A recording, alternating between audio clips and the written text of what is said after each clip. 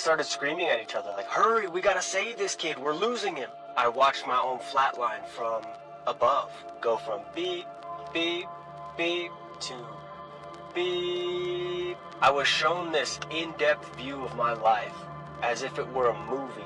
I was shown parts of my life that I wasn't proud of, parts of my life where I did wrong, died full of bitterness and regret. Live every moment like it's your last, because the truth is, it could be.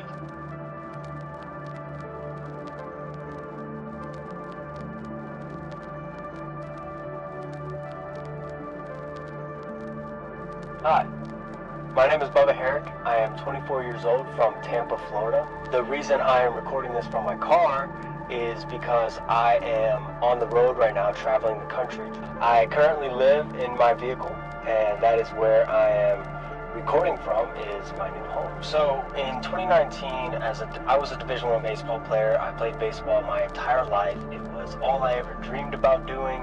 It was all I ever did. It was what I dedicated my life to. And I was awarded a Division I scholarship, which is the highest level of amateur baseball that you can play in the United States. My scholarship was to Jacksonville University, a small Division I school in Jacksonville, Florida.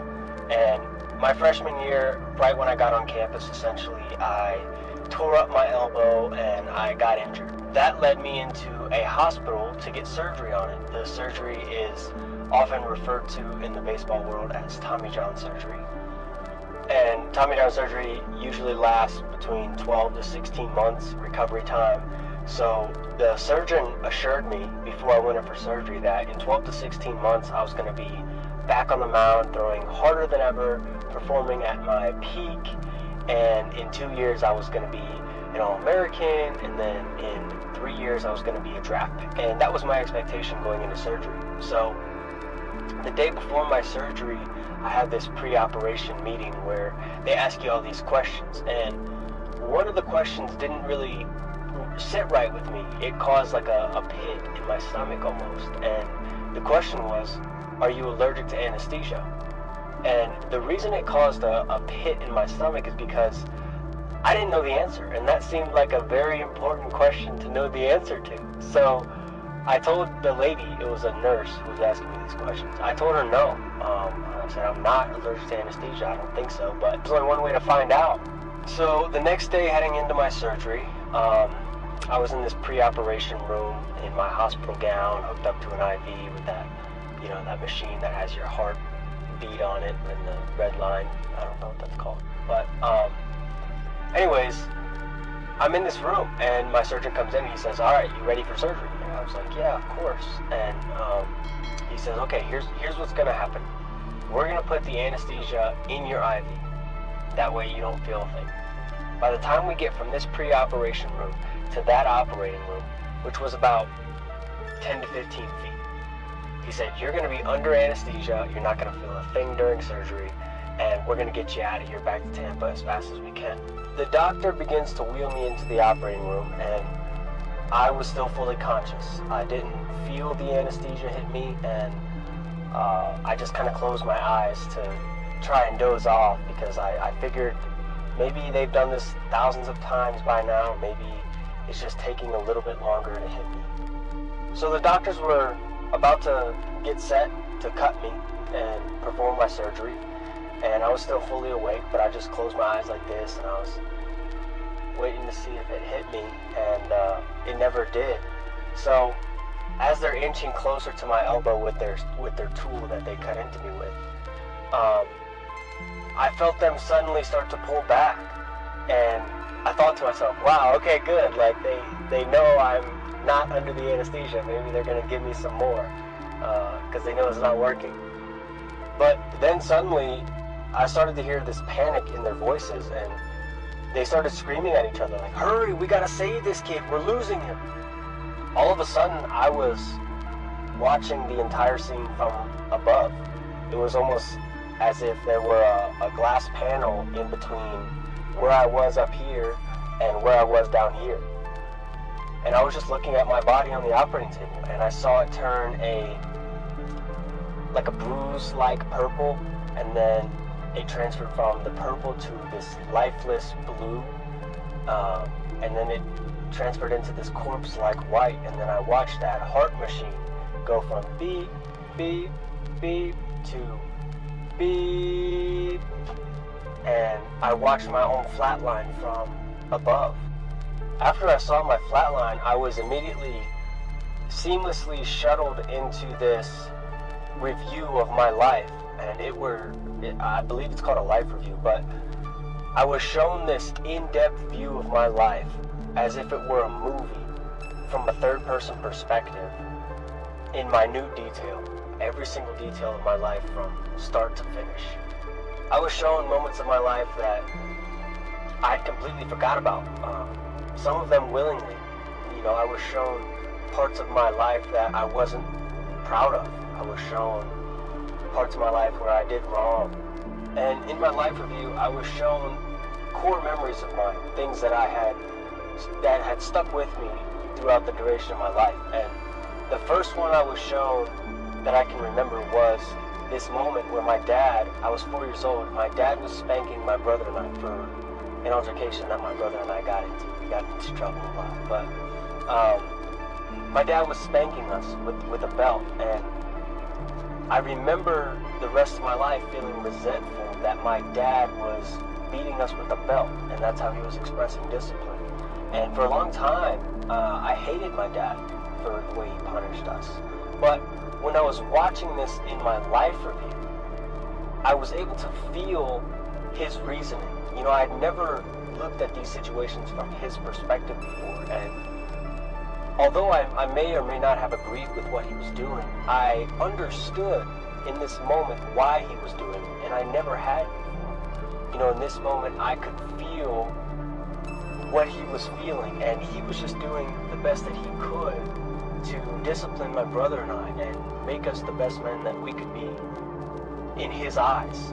And for a long time, my whole life really, I never thought that way about it. But now in my life review, I could finally forgive my dad, and I had love and compassion for him, and I almost wanted to thank him for doing what he thought was best from a good place, with good intention. And then the next moment that happened was I was shuttled into another moment where I saw my mom crying on the third floor of our apartment complex. We lived in these low-income housing apartments, and my mom was crying, and she was drunk, and she had a cigarette in her hand, and my mom struggled with alcoholism because our dad made a lot of mistakes, and he ended up cheating on my mom, leaving our family behind in a foreclosing house. And it was a really tough time for our family because my mom was a single mom. She was a stay-at-home mom, and when my dad left, she had to support our family.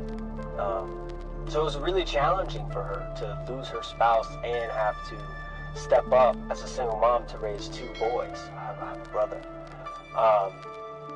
So the moment that I was seeing in my life review was her crying about this with a bottle of Jaeger in her hand.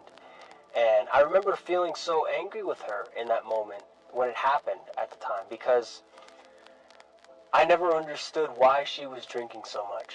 And when I saw this in my life review, similar to my dad, when I saw that moment, I was able to find compassion for her and empathy, and almost want to just tell her thank you for doing her absolute best, because I wasn't ever able to recognize the pain that might have caused her to drink so much. And she's fine now, like everybody's fine now. But in this life review, I was able to feel that pain of hers, and it caused me to want to get a second chance to tell her thank you, and to tell my dad thank you, and be there for my family in a way that I never had before.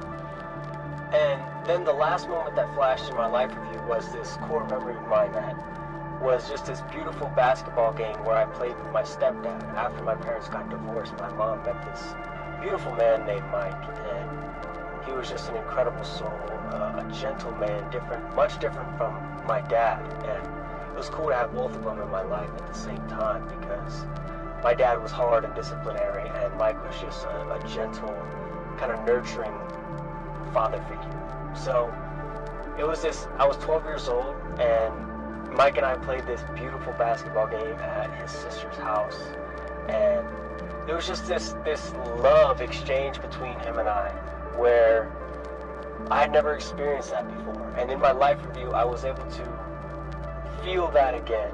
And tragically, 2 years before this experience that I'm describing, where I went in for surgery and died on the operating table, Mike passed away from a heart attack.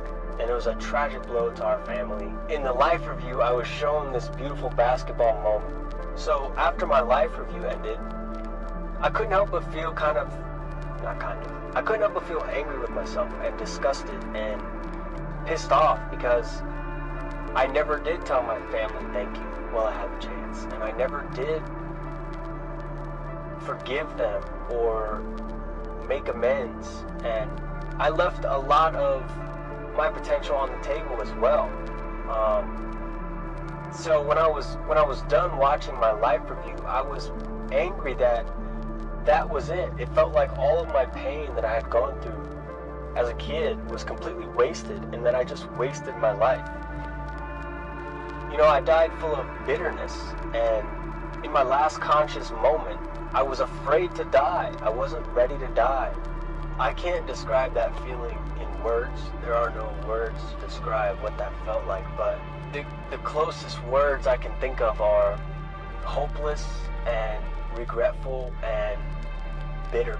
Just this bitterness.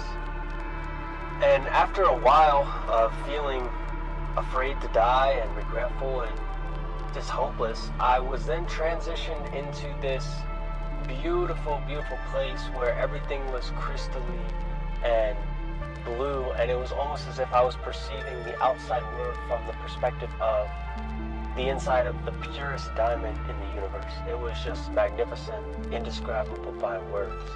And there were refracted combinations of light, and each refracted combination of light formed one universal color. It was just beauty that is just indescribable. And there was no time in this place. Time and I were the same thing, and everything was one in this place. In this place, I was everything, and everything was me. And since there was no concept of time, it felt like I was in this place for an eternity. The voice in my head was completely gone, and I was processing information at a speed that I can't even comprehend now. I had complete and utter awareness, everything. I just knew everything. I don't know how to describe it. I just knew everything. From there, a strange figure appeared, and without words or transition, he immediately passed me a basketball. And it was Mike, my stepdad, who I had just saw in my life review. And he passed me a basketball, and we recreate the same moment that I just watched in my life review, the core memory. There was no verbal communication. Everything was telepathic. He and I communicated without words. We just knew what the other was trying to communicate and get across. After the recreation of the basketball game, Mike kind of slowly stepped back and got a little bit serious. His tone changed. Telepathically, he communicated to me that he was sent to offer me something.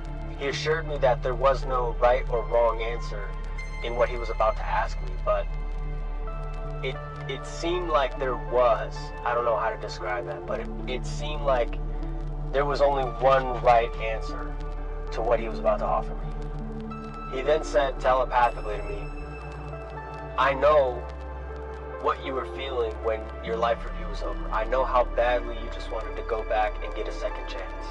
Well, I've been sent here to offer you a second chance. You can stay here with me in this beautiful, perfect realm for the rest of eternity, and I promise you that one day our family's going to return here and everybody's going to be okay.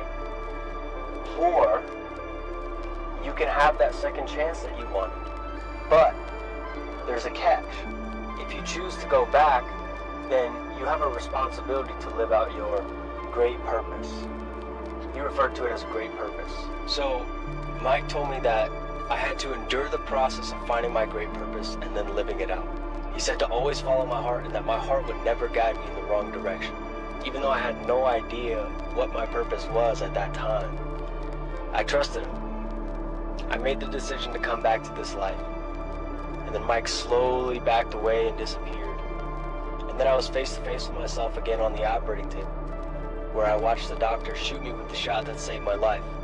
And I woke up on the operating table and I was punching the doctors because I was fighting with myself about the decision I had made. I didn't want to leave that other place. It's important to say that in that other place, I wasn't dead. I was alive. In fact, I was more alive than I had ever been in my life. And I wish I could describe it. I wish that words did the experience justice, but they don't. That place, I was so alive, it was more real than anything I'd ever experienced here. And I've concluded that that's my real home. I truly believe that that is my real home. And I believe that one day I will return home. Following my NDE, I'd be lying if I said the transition back into everyday life has been easy. You know, I grew up without any spiritual or religious beliefs, and following this experience, I've had to question everything I thought to be true about life and death, honestly. Like, I never really believed in a God or an afterlife, and it's impossible for me to unsee what I saw and unexperience what I experienced. So I've had to now realign and reshape my life around these new beliefs. With that, you know, I was told I had a great purpose to live out, and I knew immediately when I returned that baseball wasn't it. And I eventually did come back and play baseball. I eventually did get the surgery that I was originally scheduled for that day. But it was like I was trying to force it. It was like I was trying to fit a square peg into a round hole. I didn't love the game anymore. And when I did return to the game, I was terrible because my love for it was gone. And, you know, for the first 19 years of my life,